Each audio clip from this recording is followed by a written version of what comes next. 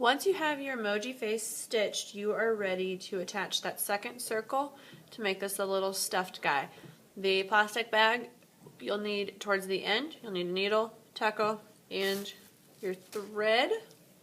I'm going to pull out, probably about 3 feet here so that I have enough to go around my entire circle. Okay, first thing, once you have your thread cut, is to thread your needle using that taco, and then you are going to tie a knot at the end.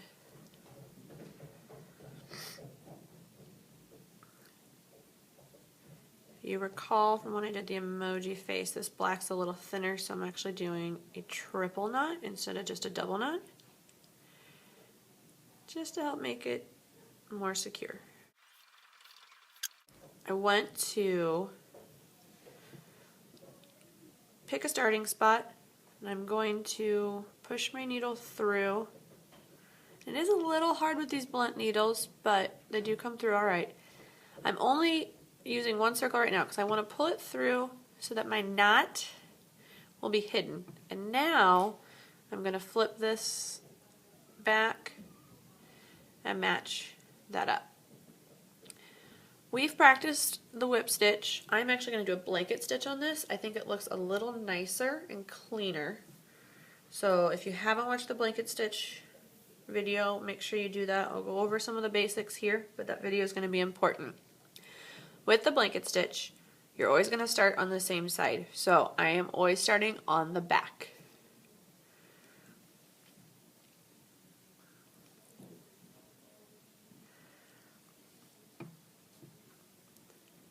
You're going to go through that exact same hole that you started with. It might be a little difficult to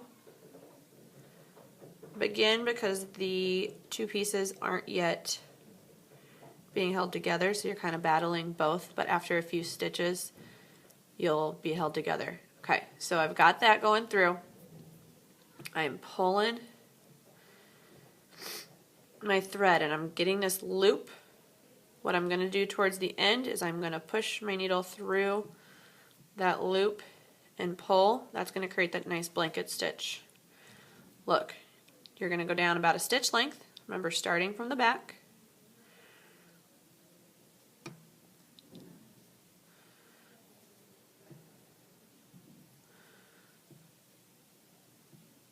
Push it through that loop and pull. And this is already starting to create that nice line. See how that edge has that connection? If you choose to do a whip stitch instead, you won't have this line, but you will have these loops holding it together. It's up to you how you want your little stuffed guy to look.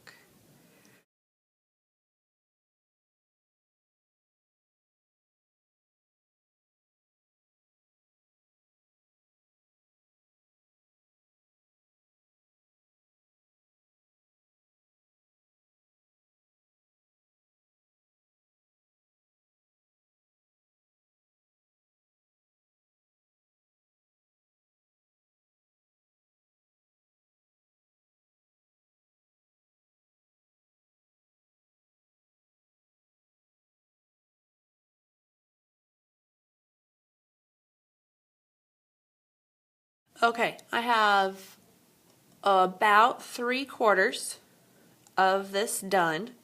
Now is when I want to do the stuffing. I didn't do it before because I would have been battling the stuffing staying in as well as the two pieces staying together. So now I need that plastic bag, and you're going to crumple it up as tight as you can and open that right there and stuff that through.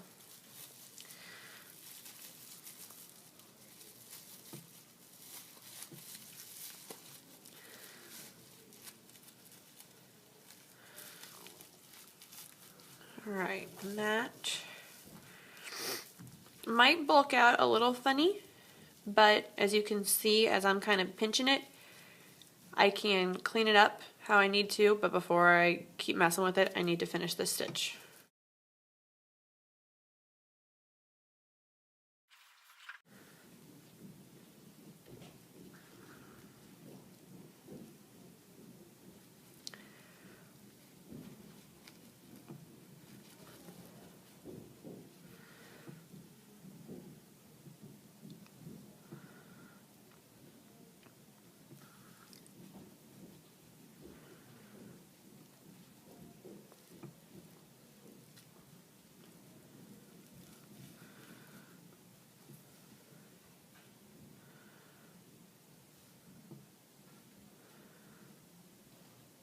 The last stitch will be going through the same hole that you started with.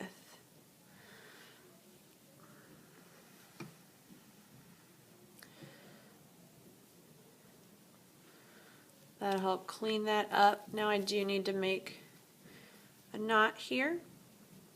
I'm already through thanks to that blanket stitch. I'm going to go wrap around underneath and pull that. And just to be safe, since this is on the outside, I'm going to do it twice. Let's pull that tight. I'm going to go underneath that blanket stitch.